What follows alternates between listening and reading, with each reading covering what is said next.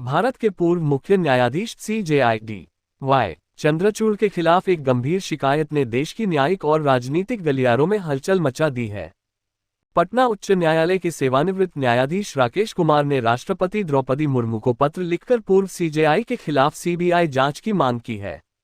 इस शिकायत में आरोप लगाया गया है कि जस्टिस चंद्रचूड़ ने अपने कार्यकाल के दौरान एक मामले को सुनवाई के लिए सूचीबद्ध करने में असामान्य रूप से अतिसक्रियता दिखाई। ये पत्र 8 नवंबर 2024 को राष्ट्रपति को भेजा गया था, जबकि जस्टिस चंद्रचूड़ 10 नवंबर 2024 को CJI के पद से सेवानिवृत्त हुए थे। शिकायत का आधार जस्टिस राकेश कुमार ने अपने पत्र में दावा किया है कि जुलाई 2023 में सामाजिक कार्यकर्ता तीस्ता सीतलवाड़ की जमानत याचिका पर सुनवाई के लिए जस्टिस चंद्रचूड़ ने एक ही दिन में 2 बार विशेष पीठ का गठन किया। शिकायतकर्ता का कहना है कि यह कदम असामान्य था और इसमें नियमों का उल्लंघन हुआ।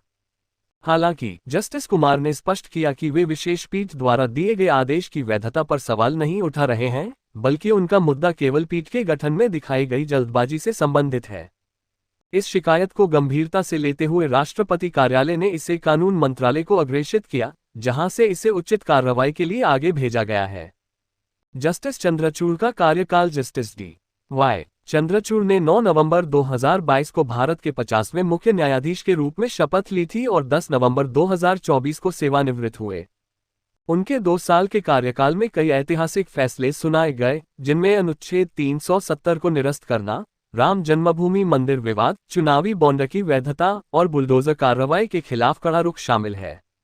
उन्होंने सुप्रीम कोर्ट में तकनीकी सुधारों को भी बढ़ावा दिया, जैसे ई-फाइलिंग और राष्ट्रीय न्यायिक डेटा ग्रिड NJDG पर केस डेटा को जोड़ना, जिससे पारदर्शिता और कार्यक्षमता में वृद्धि हुई।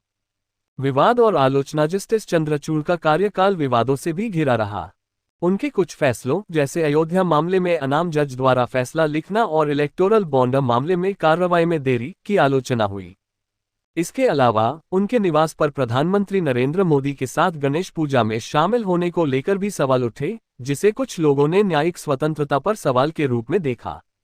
शिवसेना UBT नेता संजय राउत ने भी महाराष्ट्र विधानसभा चुनाव में हार के लिए चंद्रचूड़ को जिम्मेदार ठहराते हुए कहा था कि उन्होंने विधायकों की अयोग्यता याचिकाओं पर समय पर फैसला नहीं लिया। कानूनी स्थिति भारत में मुख्य न्यायाधीश को उनके कार्यकाल के दौरान या बाद में जवाबदेह ठहराना जटिल प्रक्रिया है। संविधान के अनुच्छेद 124 के तहत CJI को केवल महाभियोग के जरिए हटाया जा सकता है, जो एक संसदीय प्रक्रिया है। हालांकि सेवानिवृत्ति के बाद उनके खिलाफ जांच की मांग असामान्य है।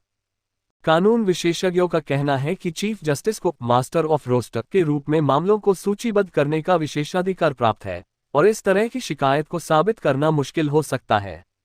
आगे की राह राष्ट्रपति को भेजा गया ये पत्र अब कानून मंत्रालय के माध्यम से उचित प्राधिकरणों के पास है।